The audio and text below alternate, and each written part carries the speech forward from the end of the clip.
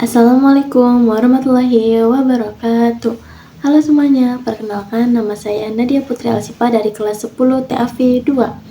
Di sini saya akan menjelaskan materi sejarah tentang perkembangan agama Islam di Indonesia. Indonesia merupakan negara dengan penganut agama Islam terbesar di dunia karena hampir 87% penduduk Indonesia adalah pemeluk agama Islam. Hal ini dikarenakan penyebaran agama Islam di Nusantara yang cukup aktif adalah dari Pulau Sumatera hingga Sulawesi dan Maluku. Hal tersebut terjadi sejak ratusan tahun yang lalu dan puncak penyebaran agama Islam terjadi pada masa Wali Songo.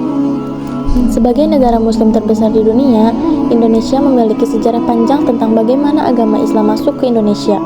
Mulai dari awal mula sejarah masuknya Islam ke Indonesia hingga menjadi agama dengan pemeluk terbesar di Nusantara tidak memakan waktu yang singkat, melainkan sudah terjadi sejak zaman kerajaan.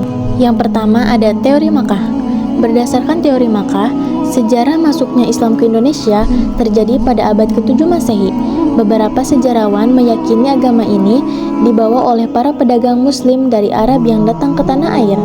Beberapa sumber dari naskah Cina kuno menyebut ada sekelompok orang Arab yang bermukim di pesisir barat Pulau Sumatera pada 625 Masehi. Pada saat itu, sebenarnya pesisir barat Pulau Sumatera merupakan kawasan kekuasaannya Kerajaan Sriwijaya yang beraliran agama Buddha.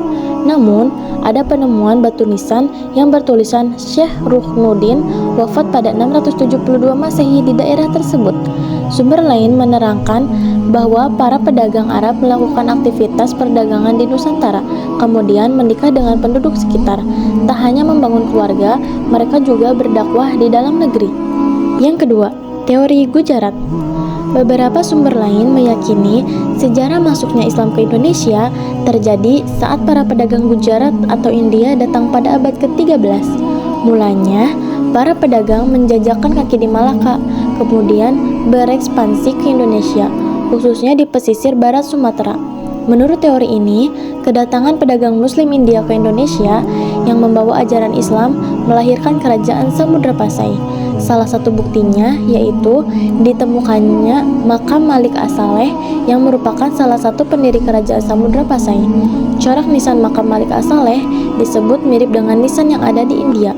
Corak nisan ini juga disebut mirip dengan nisan makam Maulana Malik Ibrahim, salah satu anggota Wali Songo yang terkenal berperan dalam penyebaran Islam. Yang ketiga, teori Persia. Menurut teori ini, sejarah masuknya Islam ke Indonesia juga terjadi pada abad ke-13, namun melalui para pedagang Persia, atau kini dikenal sebagai Iran.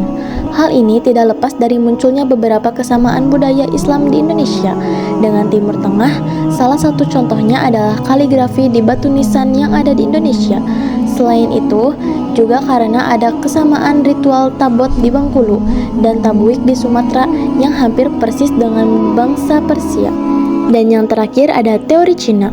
Sejarah masuknya Islam ke Indonesia disebut berasal dari Cina. Pada masa dinasti Tang sekitar 618-905 Masehi, Panglima Muslim Cina bernama Sa'ad bin Waqqas yang aslinya berasal dari Madinah dipercaya sebagai pembawa ajaran Islam ke Indonesia. Sumber lain menyatakan Islam masuk ke Indonesia melalui penduduk Cina yang bermigrasi ke Asia Tenggara, salah satunya Indonesia. Mereka kemudian bermukim di Sumatera Selatan pada 879 Masehi. Bangsa Cina membawa ajaran Islam ke Indonesia melalui dakwah hingga lahirnya Kerajaan Demak, kerajaan Islam pertama di Jawa. Perkembangan Islam pada masa penjajahan sampai abad ke-20. Pada abad ke-17-19, setelah Islam masuk ke Indonesia, ajaran agama ini berkembang pesat di masa penjajahan Belanda pada abad ke-17. Karena para ulama mengubah pesantren sebagai markas perjuangan untuk melawan penjajahan Belanda. Pada abad ke-19, muncul pembaruan Islam melalui sekolah-sekolah seperti Adabiyah, Diniyah Putri, dan Sumatera Tawalib. Muncul pula organisasi Islam seperti Sarekat Islam yang didirikan oleh Haji Saman Hudi pada tahun 1905. Organisasi Islam pun semakin banyak dan dikenal luas dalam negeri. Pada awal abad ke-20 lahir pula Nahdlatul Ulama dan Muhammadiyah. Dari sejarah masuknya Islam ke Indonesia ini kemudian juga melahirkan partai politik bernafaskan Islam seperti Partai Kebangkitan Bangsa Partai Keadilan Sejahtera, Partai Persatuan Pembangunan, dan Partai Amanat Nasional. Sekian pemaparan materi dari saya, kurang lebihnya mohon maaf. Wassalamualaikum warahmatullahi wabarakatuh.